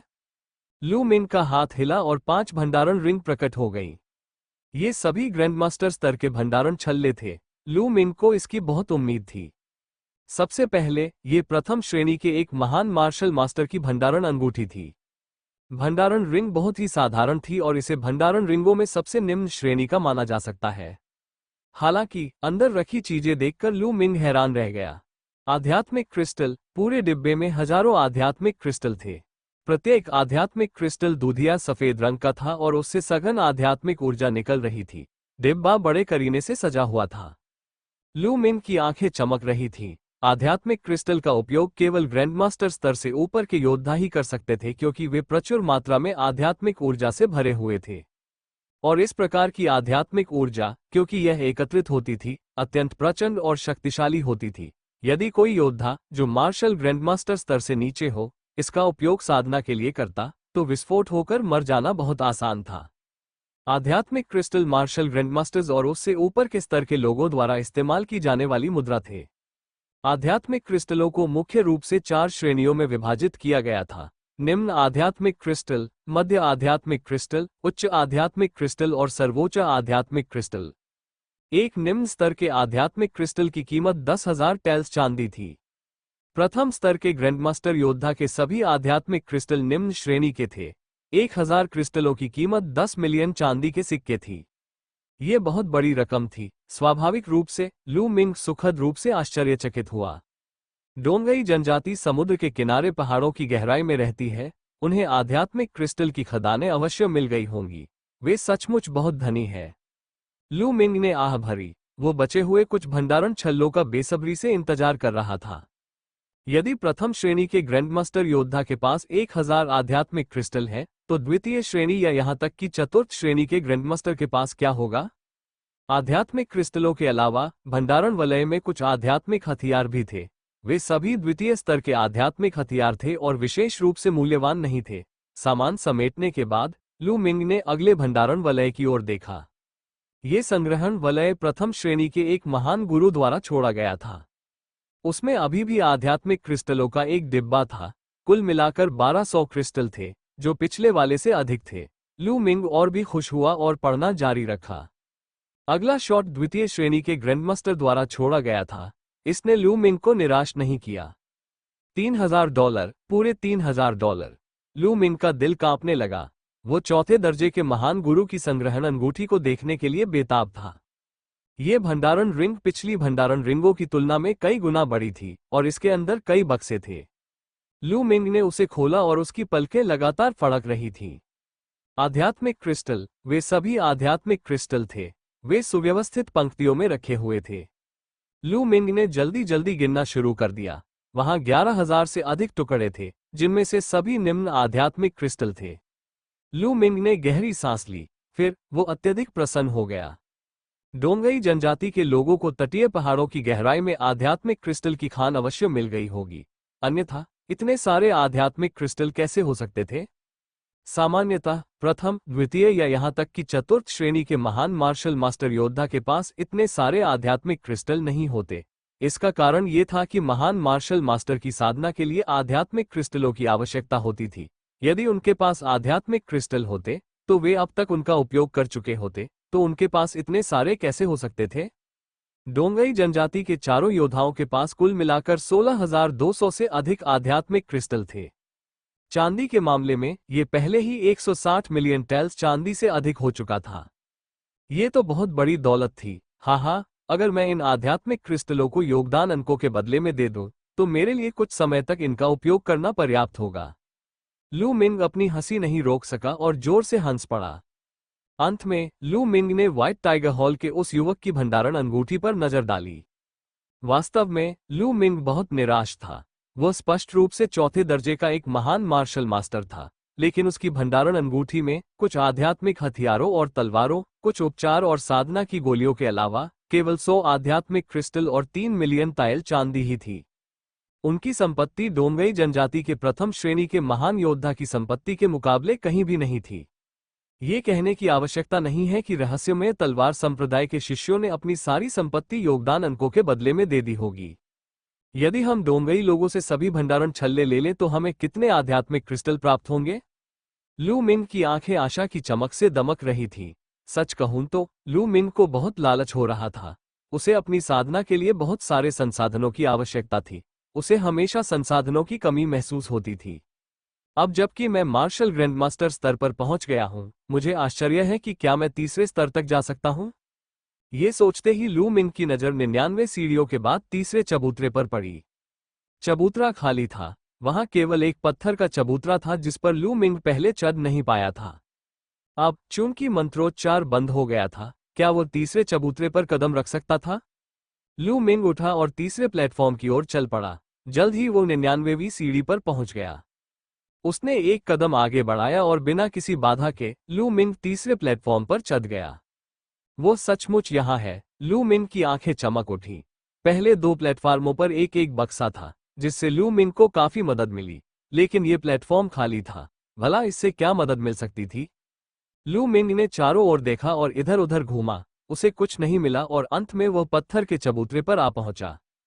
यह एक बहुत ही साधारण पत्थर का चबूतरा था, आकार में चौकोर, लेकिन चबूतरे के बीच में एक गड्ढा था, जिसने इसे काफी खास बना दिया था। ये किस लिए है? क्या यह एक एरे बेस है या कुछ और? लू मिंग ने ध्यान से इसका जायजा लिया, लेकिन फिर भी वो कारण का अनुमान नहीं लगा सका। ये गड्ढा आध्यात्मिक क्रिस्टल के आकार से काफी मिलता जुलता है। लू मिंग गहरी सोच में डूबा हुआ था। तभी अचानक उसकी हथेली चमक उठी और उसके हाथ में एक आध्यात्मिक क्रिस्टल प्रकट हो गया। उसने क्रिस्टल को गड्ढे में रखकर इसे आजमाने का फैसला किया। अप्रत्याशित रूप से जैसे ही वो गड्ढे के पास पहुंचा, गड्ढे से एक तीव्र खिंचाव बल उत्पन्न हुआ। लू मिंग के हाथ में मौजूद आत्मा का क्रिस्टल पलक झपकते ही उसके हाथ से छूटकर गड्ढे में गिर गया। भन भन। फिर गड्ढा थोड़ा सा कांप उठा और एक धुंधली रोशनी निकली। हालांकि रोशनी केवल एक क्षण के लिए चमकी और फिर शांत हो गई। क्या हो रहा है? अभी अभी कुछ हलचल हुई है। क्या ऐसा हो सकता है कि स्पिरिट क्रिस्टल कम पड़ रहे हो? तो और डालिए। लू मिंग ने विचार किया और आध्यात्मिक क्रिस्टल का एक टुकड़ा निकाला। वह भी गड्ढे में समा गया, लेकिन पहले की तरह ही पत्थर का चबूतरा चमका और गायब हो गया। लू मिंग ने स्पिरिट क्रिस्टल जोड़ना जारी रखा। 3, 4, 8, 9। जब 9 पत्थर और जोड़े गए, तो पत्थर के चबूतरे से एक तेज रोशनी निकली। पत्थर के चबूतरे के चारों ओर रहस्यमय शिलालेख प्रकट होने लगे, और ये शिलालेख तब तक फैलते रहे जब तक कि उन्होंने पूरे चबूतरे को ढक नहीं लिया। अंत में प्लेटफॉर्म के एक तरफ एक आकृति सिमटकर दिखाई दी। उस आकृति का चेहरा स्पष्ट रूप से दिखाई नहीं दे रहा था, और वो वहां सीधा खड़ा था। मानव आकृति, ये किस लिए है? लू मिंग बहुत आश्चर्यचकित हुआ और चलकर उसके पास गया। करो, मुझसे लड़ो, वो आकृति अचानक बोलने लगी। लू मिंग दंग रह गया। इस आकृति का चेहरा स्पष्ट रूप से दिखाई नहीं दे रहा था। ऐसा कहा जा सकता है कि यह केवल ऊर्जा से निर्मित थी। ये वास्तव में बोल सकती थी। तुमसे लड़ूं? लू मिंग ने पूछा। करो, मुझसे लड़ो। उस आकृति ने बिना किसी भावना के उसके शब्दों को दोहराया। इसलिए इसमें कोई आध्यात्मिक बुद्धि नहीं है। लू मिंग ने गहरी सांस ली। उसकी आंखें झपकी और उसने एक पल के लिए सोचा। फिर उसने अचानक एक मुक्का मारा। ये सर्वोच्च तीर्थस्थल अतुलनीय रूप से अद्भुत कहा जा सकता है। जब दूसरे पक्ष ने ऐसा करने के लिए कहा, तो उसके द्वारा इसे आजमाने का कोई कारण अवश्य रहा होगा। धमाका। जैसे ही लू मिंग ने ज्वाला ड्रैगन मुट्ठी का प्रयोग किया, मुट्ठी की ताकत से गर्जना हुई। हालांकि लू मिंग को आश्चर्य हुआ जब उसके प्रतिद्वंद्वी ने उसी समय एक मुक्का मारा, वह भी ज्वाला ड्रैगन मुट्ठी का इस्तेमाल कर रहा था। धमाका, दोनों मुट्ठियां आपस में टकराईं। लू मिंग को तीव्र ऊर्जा की एक लहर महसूस हुई, जो सघन और शक्तिशाली होकर उसकी ओर बढ़ रही थी। वो 3 कदम पीछे हटने के लिए मजबूर हो गया। उसने दोबारा देखा तो पाया कि दूसरी तरफ से भी 3 कदम पीछे हट गए थे। वास्तविक युद्ध ड्रैगन तकनीक। प्रतिद्वंद्वी भी वास्तविक युद्ध ड्रैगन तकनीक का प्रयोग कर रहा है। लू मिंग की आंखों में सदमे के भाव थे। यदि कोई युद्ध तकनीक की नकल कर सकता है, तो वह साधना तकनीक की नकल कैसे कर सकता है? हालांकि दूसरी तरफ ने सचमुच असली युद्ध ड्रैगन तकनीक का इस्तेमाल किया था। लू मिंग को इस बात का पूरा यकीन था। फिर से कोशिश करते हैं। लू मिंग ने लगातार कुछ मुक्के मारे, लेकिन दूसरी तरफ से भी ऐसा ही हुआ, और उन सभी ने ज्वाला ड्रैगन मुट्ठी का इस्तेमाल किया। दोनों ने एक दूसरे पर लगातार कुछ मुक्के मारे और फिर दोनों कुछ कदम पीछे हट गए। इसमें कोई गलती नहीं है, ये वास्तव में ड्रैगन युद्ध की असली तकनीक है। लू मिंग की आंखों में अविश्वास का भाव था। उसे लग रहा था कि दूसरे पक्ष से लड़ना मानो खुद से लड़ना है। तो फिर तलवारबाजी की कला के बारे में क्या? लू मिंग ने अपना हाथ हिलाया और एक युद्ध तलवार प्रकट हुई। उसने चमकदार तलवार तकनीक का प्रदर्शन किया और दूसरे पक्ष पर वार किया। लेकिन उसी समय उसके प्रतिद्वंद्वी ने भी अपने हाथ में एक युद्ध तलवार को संघनित किया और चमकदार तलवार तकनीक का प्रदर्शन किया। दरअसल, जब लू मिंग अपने मिड-एयर स्टेप का इस्तेमाल करता था, तो दूसरा पक्ष भी मिड-एयर स्टेप का इस्तेमाल करता था। फायर गन आर्ट बिजली की रफ्तार से पीछा करना। लू मिंग ने अपनी युद्ध तलवार को अपने पास रखा और अपना उग्र तुंग भाला निकाला, जिससे उसने अपनी सबसे प्रबल युद्ध शक्ति का प्रदर्शन किया। हालांकि दूसरे पक्ष ने आग उगलने की कला का प्रयोग किया था और उसकी क्षमता लू मिंग से कम नहीं थी। ये कहा जा सकता है कि वे दोनों बिल्कुल एक जैसे थे, लू मिंग के बिल्कुल समान। लू मिंग जिस भी मार्शल आर्ट तकनीक का इस्तेमाल करता था, वह आकृति भी उसी तकनीक का इस्तेमाल करती थी, यहाँ तक कि उनकी शक्ति का स्तर भी बिल्कुल एक जैसा था। लू मिंग ने अंततः पुष्टि की कि दूसरा पक्ष स्वयं ही था। ये शिलालेख सरणी द्वारा संघनित उसका ही एक रूप था। वो उससे लड़ रहा था। कितना अद्भुत एहसास है। लू मिंग की आंखों में चमक आ गई। वो हमेशा अपने दुश्मनों से लड़ता रहा था, लेकिन उसने कभी खुद से लड़ाई नहीं की थी। तो चलिए एक जबरदस्त लड़ाई लड़ते हैं। चूंकि ऐसा था, इसलिए लू मिंग ने इस बारे में सोचना उचित नहीं समझा। उसने अपने शरीर और मन को शांत किया, अपनी पूरी ताकत से हमला किया और उस आकृति से लड़ने लगा। हालांकि वो चाहे जो भी तकनीक अपनाए, दूसरा पक्ष भी वही तकनीक अपनाएगा। चाहे वो कितनी भी शक्ति का प्रदर्शन करे, दूसरा पक्ष उससे कमतर नहीं था। वो पूरी तरह से उसी पर हावी था। धमाका धमाका, देखते ही देखते लड़ाई 300 से अधिक चालों तक चली गई और अभी भी कोई स्पष्ट विजेता नहीं था। वो उसके खिलाफ कैसे जीत सकता था? हालांकि लू मिंग के चेहरे पर हैरानी भरी मुस्कान दिखाई दी।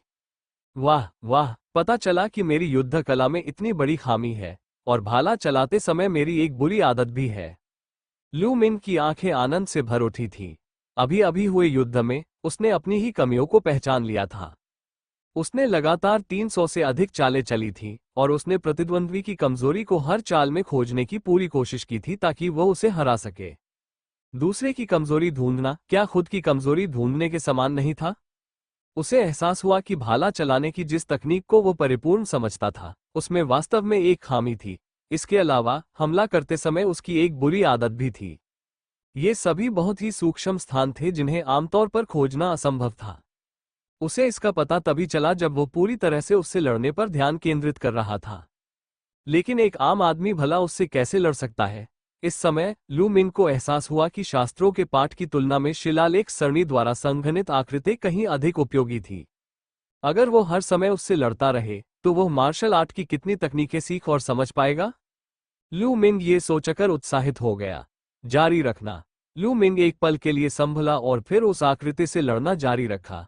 हर बार लू मिंग पूरी ताकत से अपने प्रतिद्वंदी के साथ सैकड़ों चालें चलता। वो तभी रुकता जब उसकी सारी ऊर्जा समाप्त हो जाती। लू मिंग लगातार 3 बार के बाद ही रुका। ऐसा इसलिए हुआ क्योंकि वह आकृति अचानक गायब हो गई थी। वो चला गया। क्या हुआ? लू मिंग चौंक गया। उसने अभी अभी मिठास का स्वाद चखा था और वो इसे यूं ही खोना नहीं चाहता था।